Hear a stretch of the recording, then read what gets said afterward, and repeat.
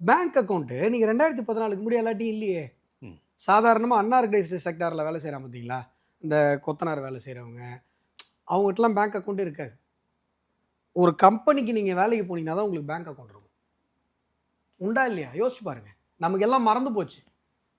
நான் சொல்கிறது 50 வருஷத்துக்கு முன்னாடி கதை இல்லை, 15 வருஷத்துக்கு முன்னாடி தான் நிலைமை.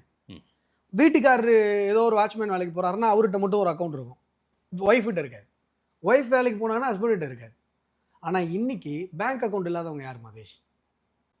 140 கோடி மக்கள் தொகை இருக்கிற ஒரு நாட்டில் எல்லாருக்கும் பேங்க் அக்கௌண்ட் கொண்டு போய் சேர்த்துருக்காரு. சாதனை இல்லையா? யோசிச்சு பாருங்க.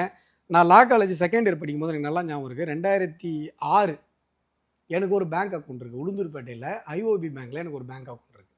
நான் சென்னையில் லா காலேஜில் படிச்சுட்டு இருக்கேன் மகேஷ். நான் போய் ஒரு ஏடிஎம் கார்டை கொடுங்கடான்னு சொல்லி ஒரு ரெப்ரஸன்டேஷன் கொடுக்குறேன். சீரியஸாக நடந்த விஷயம். உடனே பேங்க் மேனேஜர் என்னை கூப்பிட்றாரு உள்ள.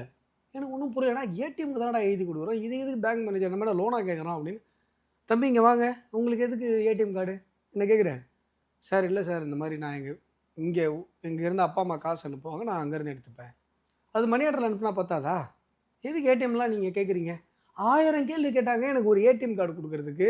ஒரு லா காலேஜ் ஸ்டூடெண்ட்டு, ஒரு செகண்ட் இயர் ஸ்டூடெண்ட்டுக்கு. இன்னைக்கு டிஜிட்டல் டிரான்சாக்ஷன் மகேஷ். ஒரு கீரை விற்கிற ஆயாவுக்கு டிஜிட்டல் டிரான்சாக்ஷன் சாத்தியப்படுத்திருக்கு. ஒரு சலூன் கடை அண்ணனுக்கு டிஜிட்டல் டிரான்சாக்ஷன் சாத்தியப்பட்டிருக்கு. எத்தனை வருஷத்துக்குள்ள எவ்வளோ பெரிய டிரான்ஸ்ஃபார்மேஷன். இன்னைக்கு நான் ஏற்கனவே உங்கள்கிட்ட சொல்லியிருக்கேன், காரணம் நரேந்திர மோடி. இது எவ்வளோ பெரிய தொலைநோக்கு பார்வை.